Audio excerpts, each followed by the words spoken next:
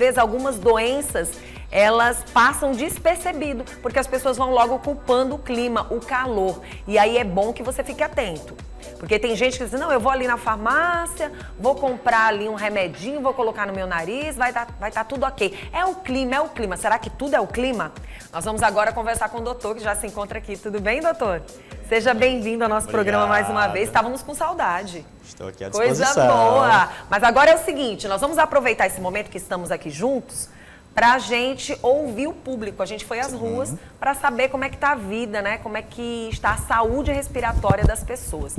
Vamos saber quais são as dúvidas, o que mais incomodam essas pessoas quando o clima está assim, seco, super seco, né? Ótimo, verdade. Está bem seco, está causando muitas irritações nas vias aéreas, comprometendo o dia a dia, a respiração das pessoas e elas terminam afetando até o dia a dia, o trabalho, o lazer. Então vamos lá, vamos conferir. O Teresinense passa por mais um BR-Obró. Os meses mais quentes do ano. Setembro, outubro, novembro, dezembro. E estamos apenas começando. Para você ter uma ideia, a temperatura já chegou a 39 graus. E a umidade do ar a 20%. O ideal é 60%. Esse clima seco pode afetar a saúde das pessoas de várias formas, principalmente a saúde nasal. Você já foi afetado por esse clima quente? Quais são os cuidados que você tem tomado? Tem que usar protetor solar, dar no sol, né? Mas proteger. Tá muito quente, a gente fica agoniada com aquela quentura. Pois é, mas tá dando para levar. Aí a gente se protege com protetor solar, quando a gente sai, a gente passa para não se queimar mais. Protetor solar, muita água. E a saúde nasal, essa parte aqui do nariz? Soro, hidratar bem. Já foi afetada com esse clima seco? Saúde, rinite, doença alérgica. É mesmo? Você tem? Rinite. E como é que faz nesse BR-Obró? Que a gente está apenas começando, agora que está em setembro. Remédio, hidratar bastante água. Tá certo. E você?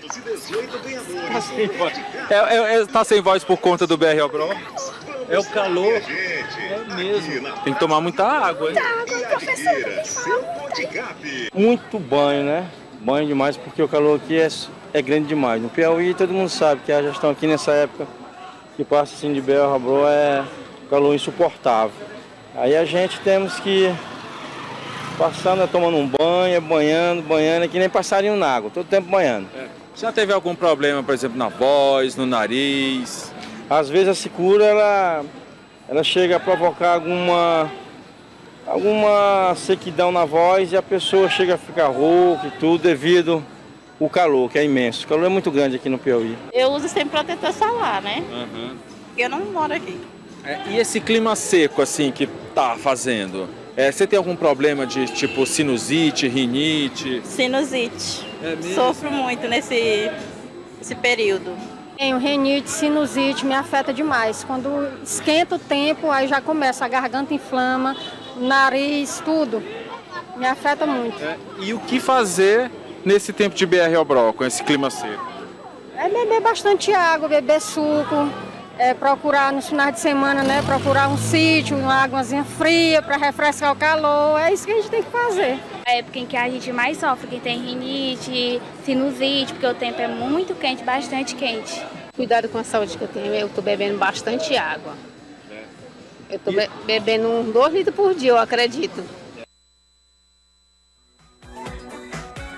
Nossa, doutor, são muitas as queixas, a gente viu aqui, a gente conferiu várias pessoas aí falando, inclusive tinha uma que estava totalmente sem voz. Verdade. Tu viu? Verdade. O que falar dessas queixas, né? Quais são as maiores cobranças quando esse público busca o profissional?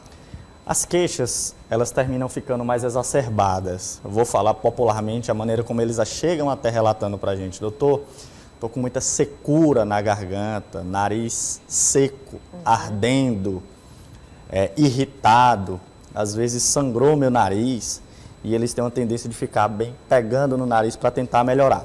Perceba que a insolação, nós suamos bastante, perdemos muito líquido. Dentro do nosso nariz é da mesma maneira, só que é uma mucosa, uma pele mais fina.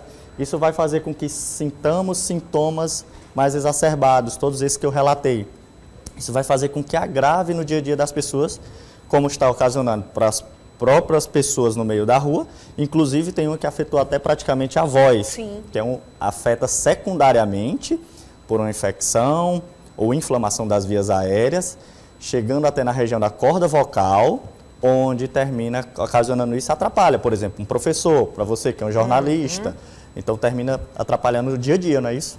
Doutor, relacionado ao sistema respiratório, quais são as doenças que acometem, não só agora no BR-Obró, mas durante o ano inteiro, e que nesta época as pessoas vão sentir com uma frequência maior? A gente vê que muitas pessoas estão roucas, pessoas que nunca ficaram roucas, Sim. de repente, numa época dessa, estão bem roucas. O que pode afetar a saúde respiratória dessas pessoas? As principais doenças que podem ser exacerbadas ou desencadeadas por causa desse período, a rinite, existem múltiplas etiologias, causas, mas um dos fatores é o clima, isso é importante, principalmente a umidade, ela afeta bastante, exige bastante da mucosa do nariz. Agregado a isso também temos a sinusite, que a gente pega no dia a dia, podemos ter previamente, mas nós pegamos através de várias etiologias que pioram muitas vezes nessa fase do BR-Obró. Agregado a isso, nós podemos ter laringites, que é inflamações das cordas vocais através de uma desidratação ou mesmo por uma infecção de vias aéreas superiores, assim como nós podemos ter também outras doenças que podem até afetar a questão do ouvido, principalmente nas crianças, pela comunicação, que ela é um pouquinho menor, mais horizontal, e faz com que essa secreção, que fique algumas pessoas parado dentro do nariz, ela sobe para dentro do ouvido e termina piorando no dia a dia. Isso incomoda bastante as pessoas. Doutor, a gente sempre está passando dicas aqui a respeito de umidificador, ensinando as pessoas a usar água, para quem não tem um umidificador, usar uma bacia com água dentro Sim. do quarto. Várias dicas são dadas. Sim. E a gente também percebe que as pessoas, quando estão com o clima assim, elas tomam muitas vezes banhos, Sim. né? Mas assim, até que ponto todas essas dicas elas vão favorecer ou não na saúde dessa pessoa quando o assunto é rinite, sinusite, porque às vezes as pessoas acabam utilizando por conta própria alguns medicamentos, aproveitando as dicas da vizinha, do vizinho, Sim. em trazer algo que vai trazer saúde para ela, mas às vezes é o contrário, faz piorar a situação. Justamente, existem várias metodologias para nós fazermos a melhora do dia a dia em relação à umidade. Nós podemos fazer bacia de água em casa, toalha molhada dentro do quarto, quem tem um melhor poder aquisitivo comprar um umidificador. Porém, existem dois tipos de pessoas, tem as pessoas alérgicas e não alérgicas. As não alérgicas podem utilizar esses umidificadores sem moderação, ajuda bastante para o dia a dia. Agora, quem é alérgico, isso faz com que a umidade termine ficando muito maior do que onde nós estamos. Isso faz com que também prolifere tipo ácaros, que são os principais alérgenos, termina piorando. Os próprios pacientes alérgicos, especificamente eles relatam propriamente isso. Mas, no geral, a população, a gente orienta a colocar umidificadores. Agregado a isso, beber água, no mínimo 2 litros de água no dia a dia, porque nós perdemos muito quantidade de líquido no suor, chamamos perdas insensíveis. Isso também afeta nossas vias aéreas. Juntamente com isso, para a gente poder beber água, fazermos atividade física, claro que nos horários de menor insolação, isso também ajuda para melhor respiração. E nas pessoas que terminam acontecendo todo esse contexto, ela não pode fazer obrigatoriamente a automedicação. O que a gente libera para as pessoas fazerem é lavagem nasal. Lavagem nasal que termina umidificando, lubrificando, retirando impurezas de dentro do nariz, que faz com que melhore a perviedade em mais de 70%. Muitas vezes evita até com que você vá no médico ou na urgência. Claro que isso preservando por 48, 72 horas, tem que agregar com medicações que ajude a desinflamar, desinfeccionar, não ficar irritando, evitar sangramento. Claro que cada caso individualizado. Pronto, o doutor falou a respeito de sangramento. Nos últimos dias, a gente tem ouvido muita gente falar, Sim. meu nariz sangrou. E algumas pessoas, elas não fazem esse tipo de lavagem, né, nas narinas. Ela acaba colocando o dedinho, fazendo a limpeza por conta própria, Sim. passando alguns cotonete no nariz, às vezes até provocando uma situação maior. O que falar sobre essas feridinhas que muitas vezes não é um sangramento ou às vezes é sim um sangramento interno? A gente tem que chamar a atenção das pessoas relacionado a isso. Sim, fazendo só um adendo, Vanusa, o melhor horário que, por exemplo, as pessoas que não têm o costume de fazer a lavagem nasal, coloque nos horários que você vai escovar o dente, porque obrigatoriamente você lembrou de escovar o dente, consequentemente você vai lavar o nariz. Sim. Claro que em outros casos precisa fazer mais uma lavagem.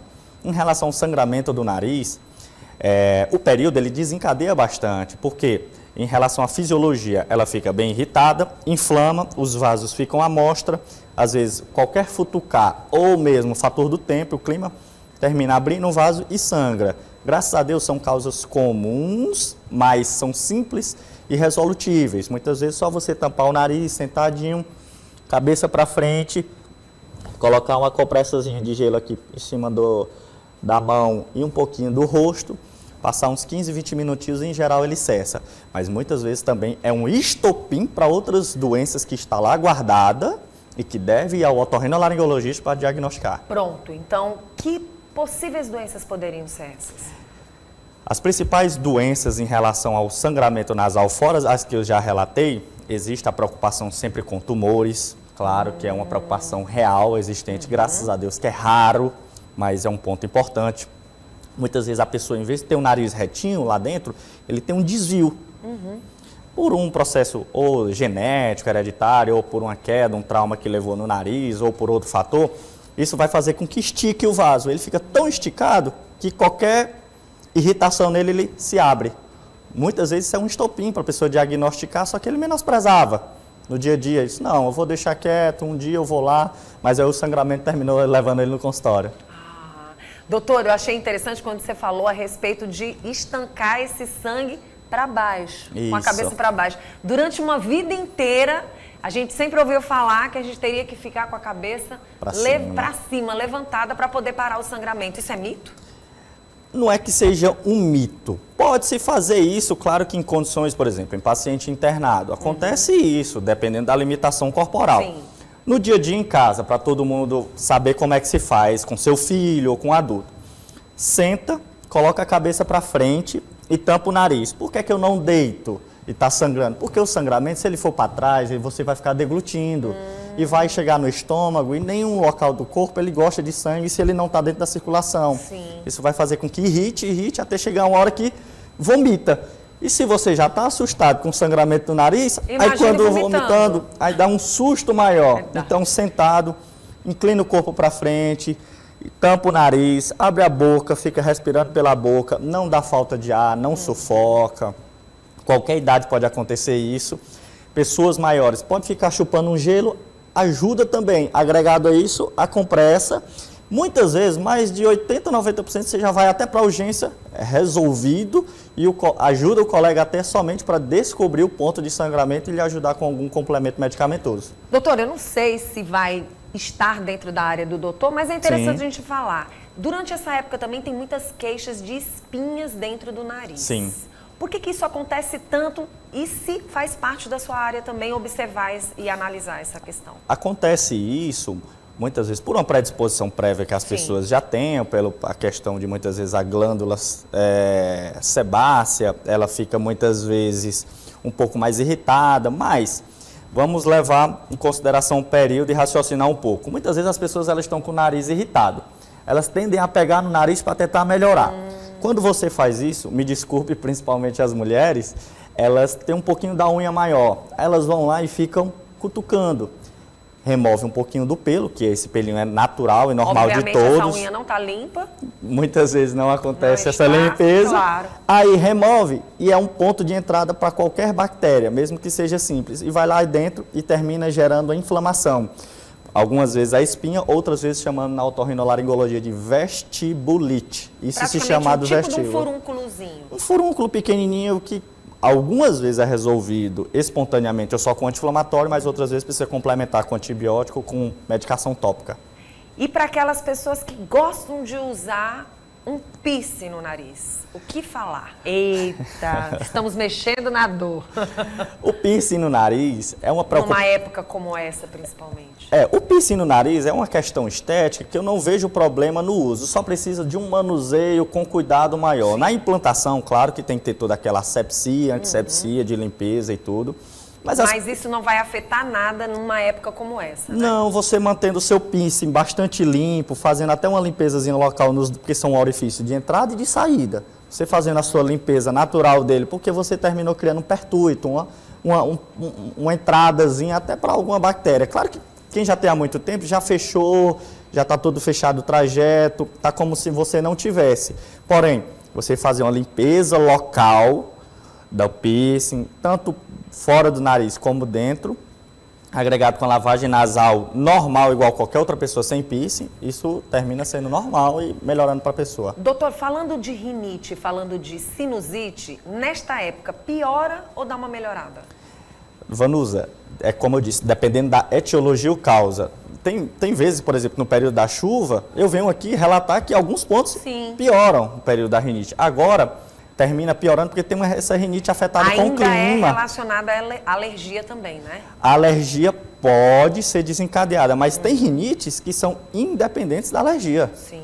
Tem, por exemplo, independente do clima, tem rinite de atleta, tem rinite medicamentosa, por isso que eu falo da automedicação pode dar um prejuízo. Tem rinite do idoso, que pode desencadear um processo, mesmo sintomas. Rinite da grávida, que é independente do clima.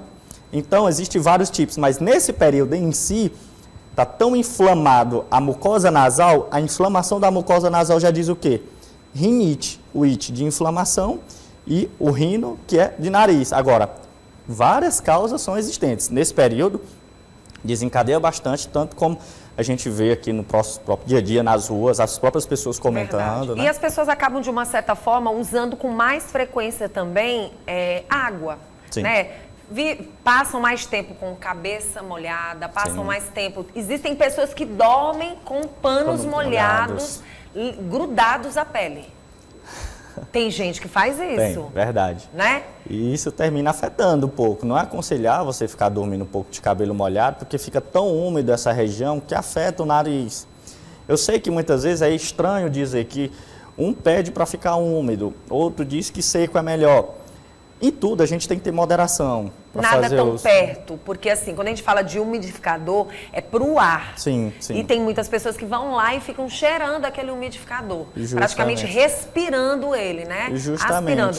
E existem pessoas, quando o doutor fala de toalhas no ambiente molhado, toalha molhada, ele não está dizendo para você dormir com a toalha molhada. Não, pode deixar só no cantinho do quarto ali, aí termina evaporando. Para o ambiente ficar mais fresquinho, mas né? Justamente. A gente percebe que a nossa melhora é substancial quando acontece isso. A questão é que muitas vezes elas levam ao extremo nesses casos e terminam muitas vezes afetando e atrapalhando o dia a dia mesmo. Então, dormir também de cabelo molhado não é aconselhável. Tem gente que quer dormir com um pano molhado em cima do rosto, não é aconselhável. É bom um pouquinho distante, mas não ficar fazendo dessa maneira. Doutor, qual seria o tratamento? Realmente é com medicamentos? Para quando está muito afetado? Para quando está muito afetado, primordial, primário e pode fazer em casa é lavagem de soro nasal. Sempre, né? Por favor, não façam com água de torneira. Termina afetando e comprometendo o nariz. Soro fisiológico, existem vários tipos de soro fisiológico na farmácia, vários acessíveis, até em posto de saúde tem também. Mas agregado a isso, dependendo do grau que está, leve, moderado ou grave, outros sintomas mais exuberantes, como um sangramento ou febre, enfim, precisa de alguns complementos. Agregado a isso, por exemplo, a gente usa algumas vezes corticoide intranasal, que são microdoses, que para as mulheres desmistificar que não engorda, que algumas ficam com receio desse uso. Uso de antialérgicos, graças a Deus já temos até antialérgicos melhores que não desencadeiam mais sono. Então, cada vez os tratamentos estão melhores, menos invasivos e preservando o nosso dia a dia com o uso dele. Doutora, é impressionante, mas todo mundo que vem para cá todo profissional que vem para cá, que bate muito nessa tecla de que você deve lavar, sempre as pessoas trazem um resultado positivo para a vida das pessoas. O problema é essa educação e esse cuidado, essa higiene consigo. Verdade. Nós melhoramos cada vez mais nossa educação. Claro que nós temos alguns déficits no nosso dia a dia, em qualquer outro tipo de educação, mas isso, é por isso que eu sempre falo. Intitule um horário que você lembre bem, por exemplo, a escovar o dente. Você obrigatoriamente é meio como se fosse automático hoje. Você já vai, acordou, ou toma banho ou não, mas você termina... Já deixa um sorinho lá no banheiro, lá bonitinho, tampadinho, só no ponto. É, só uma particularidade de uma coisa. Pessoas que querem fazer a lavagem nasal com seringa, por favor, não deixe a seringa em cima da pia de maneira aberta. O banheiro, de certa maneira, é o local mais contaminado da nossa casa. Então... doutor, fez bem você ter falado sobre isso. No caso desse soro, ele se mantém dentro da geladeira ou fora dela? Fora da geladeira. Você sabe que muitas pessoas colocam na geladeira, né? Desmistifiquei até minha avó, porque... Eu colocava dentro da geladeira, agora não vou colocar mais. Minha mãe colocava também, várias pessoas. Por quê? Porque na geladeira, em geral, ele tem uma temperatura menor. Tem pessoas que quando faz a lavagem com esse soro, o nariz ele sente essa mucosa nasal. Ah, doutor, mas se eu coloco também em certa região, ele fica quente demais. Eu sei. Assim, tem pessoas que podem ter a viabilidade de colocar dentro da geladeira que fica satisfatório, mas a questão é você ficar lembrando, tirar e botar na geladeira. Então, a temperatura ambiente, de certa maneira, é aceitável, apesar de estarmos muito quentes, mas a sensação térmica não está de 40, 41 graus, pelo menos atualmente. Tem que se tomar cuidado com isso.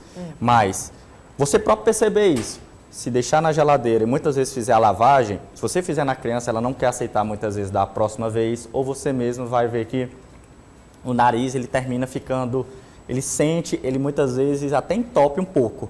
Então, veja como é que está acontecendo no seu dia a dia. Em geral, eu recomendo deixar fora da geladeira. Claro que tem um prazo de validade, de uso fora da geladeira e dentro da geladeira. Agora, temos que tomar cuidado com as nossas vias aéreas para não dar outro tipo de problema. Doutor, o senhor falou sobre esses cuidados todos e a gente viu tantas pessoas roucas, né? Sim. Muitas vezes vem realmente dessa parte do nariz para a garganta, né? Sim.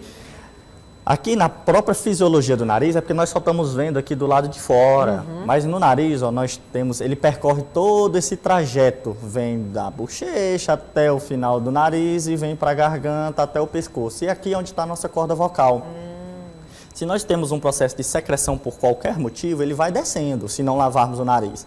Ele vai descendo e ele vai terminar inflamando por onde passa. Por isso que muitas pessoas relatam que eu estou doendo um pouquinho a garganta, eu estou com pigarro, eu fico com a tosse e chega muitas vezes até a corda vocal e fica banhando a prega vocal e termina inflamando ou por etiologia viral, bacteriana e vai fazer com que a pessoa comece a perder a voz. Porque muitas vezes a pessoa vai protelando o tratamento ou se deve porque ele usa bastante a voz. Outros, como os exemplos, jornalistas, professores, cantores, até também médicos que conversam muito com seus pacientes, pode acontecer. Doutor, acho que a gente deu uma boa explicação. Faltou alguma informação? Por favor, lavar o nariz com soro fisiológico, agregado a isso, beber bastante água. É um período que é um alarme mundial, principalmente no Brasil. Um fator climático geográfico que é o El Niño, está afetando muito as plantações, o setor agrário e nas nossas vias aéreas também está afetando e compromete bastante. Tomem cuidado, não subestimem e é melhor você fazer esse tratamento do que posteriormente você terminar desencadeando um problema maior e ter que fazer um tratamento amplo ou ficar internado, enfim. Tá certo. Doutor, quem quiser entrar em contato com o doutor, como é que faz? Para entrar em contato comigo, pode ser pelas redes sociais onde o povo mais utiliza, né? @Dr. Linkelson Marques, no Instagram, TikTok, LinkedIn. Então, a via que eu vejo que é de mais acesso às pessoas na população atual. Muito bom. Bom, gente, nós estivemos aqui então com o doutor Linkelson, que veio aqui para o nosso programa para trazer essas informações, trazer essas dicas para vocês e a gente agradece pela sua presença.